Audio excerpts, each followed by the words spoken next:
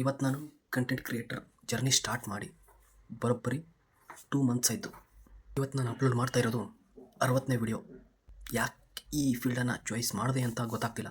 ಎಲ್ಲರೂ content create ಆಗ್ತಾ ಇದ್ದಾರೆ, ನಾನು ಕಂಟೆಂಟ್ ಕ್ರಿಯೇಟರ್ ಆಗಬೇಕು ಅನ್ನೋ ಭ್ರಮೇಲಿ ನಾನು ಈ ಫೀಲ್ಡ್ಗೆ ಬಂದೆ. ಬಟ್ ರಿಸಲ್ಟೇ ಇಲ್ಲ.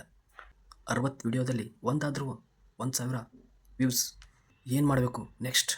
ನಾನು ಯಾವುದೋ ಕಾಟಾಚಾರಕ್ಕೆ ವಿಡಿಯೋ ಮಾಡ್ತಾಯಿದ್ದೀನಿ, ಏನೋ ಒಂದು ಚಾಲೆಂಜ್ ಇದೆ, ಆ ಚಾಲೆಂಜ್ನ ಆ್ಯಕ್ಸೆಪ್ಟ್ ಮಾಡ್ಕೊಂಡಿದ್ದೀನಿ ಅಂತ ವಿಡಿಯೋ ಬಿಡ್ತಾಯಿದ್ದೀನೋ, ನನಗೆ ಇಂಟ್ರೆಸ್ಟ್ ಇದೆ ಅಂತ ಬಿಡ್ತಾಯಿದ್ದೀನೋ, ಫೇಮಸ್ ಆಗಬೇಕು ಅಂತ ಕಂಟಿನ್ಯೂ ಮಾಡ್ತಾಯಿದ್ದೀನೋ ಗೊತ್ತಿಲ್ಲ.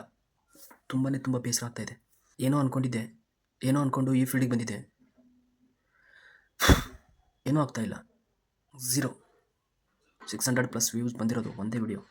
ನನ್ನ ಜರ್ನಿ ಸಿಕ್ಕಾಪಟ್ಟೆ ಸ್ಟ್ರಗಲ್ ಇದೆ. ಏನು ಮಾಡಲಿ? ವಿಡಿಯೋ ಅಪ್ಲೋಡ್ ಮಾಡಲಾ ಬಿಡಲಾ? ಬಿಟ್ಟರೆ ನಿಮಗೆ ಯಾವುದೇ ಥರ ಲುಸ್ಕಾನಿಲ್ಲ, ಆದರೆ ನನಗೆ ಲುಸ್ಕಾನಿದೆ.